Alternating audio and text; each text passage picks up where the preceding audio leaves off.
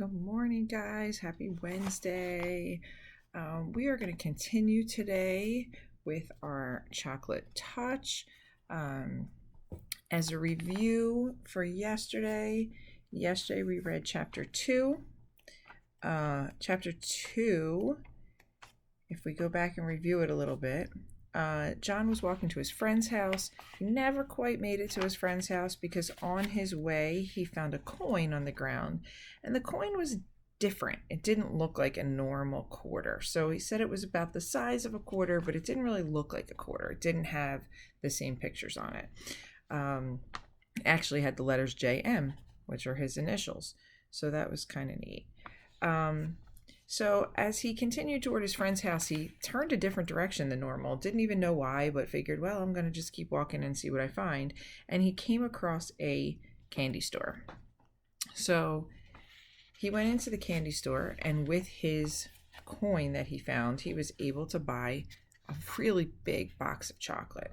So he was all excited and couldn't wait to get that chocolate home, but he hid it. He didn't want anybody to see it. So he kind of snuck in the back of the house and went upstairs to his room and hid the candy under his bed. So after he went to bed that night, and he went early because he was begging his parents to go to sleep, he opened up the box of candy and he found all kinds of wrapping in it, right? Layers and layers of different wrapping and paper and plastic, whatever could cover this. And when he finally got into the box, there was one piece of candy. And he was so disappointed. But he ate the candy and said that it was the best chocolate he'd ever eaten, right? He had never had chocolate that was so good. Okay, so obviously there's a lot more detail in chapter 2, but that's just kind of a recap of it. So he found a coin, he went into a candy store, he spent that coin, bought a box of chocolate, and then he was a little disappointed because the chocolate only had one piece in the middle of it. Okay, so today we're going to read chapter 3. Now, chapter 3 is a short chapter. Okay, so this will be an easy day. All right, so chapter 3, the chocolate touch. The birds were chirping in the tree outside John's window, and the sky beyond was deep blue. The bedroom door opened a few inches. "Hey, Sleepy," Miss Midas called. "Everyone else is up." John put on his bathrobe and slippers and ambled to the bathroom. His sister Mary was still brushing her teeth, and he had to wait until she finished. "Come on, Mary," he said a little crossly. "Don't take all morning."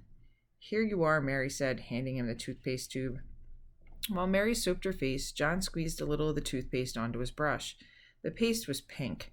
John made a face at his toothbrush. It didn't seem fair that he should have to brush his teeth with stuff that tasted just like his tonic. A stinky taste, he called it.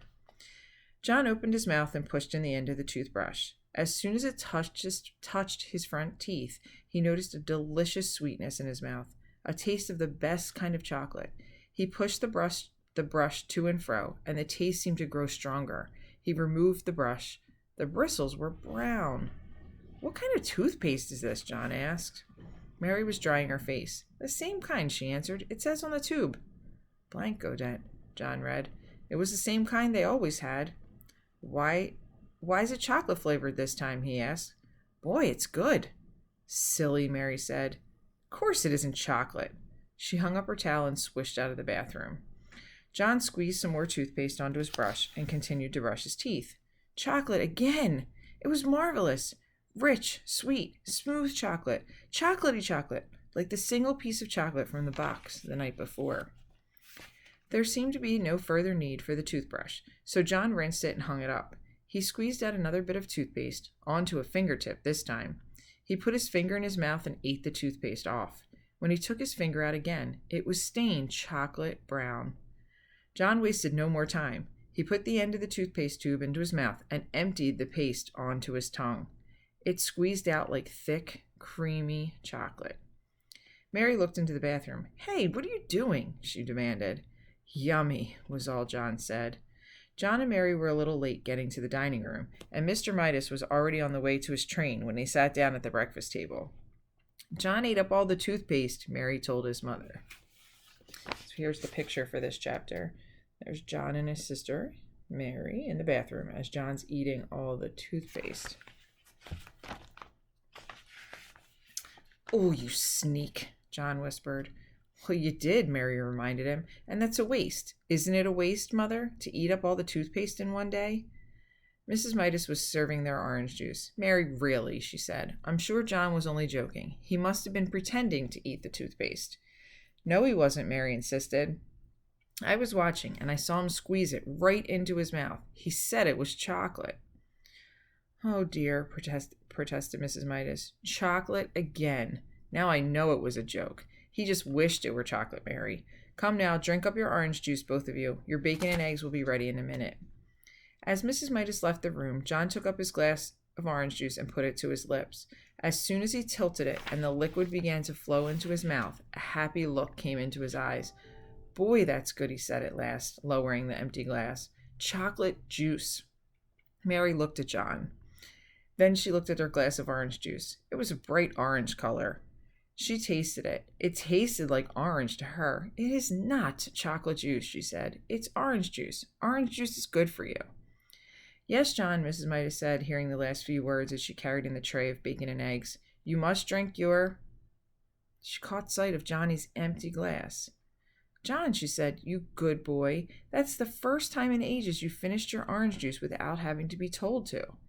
"They tasted of chocolate," John explained.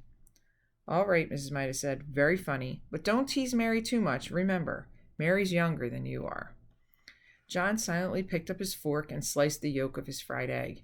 The yellow broke over the white, and he shivered as he watched it, as he always did. "I can't eat this," he told his mother. "Of course you can," Mrs. Midas said. "You drank your orange juice. Try to eat your bacon and egg." John scraped up a small piece of egg and put it into his mouth.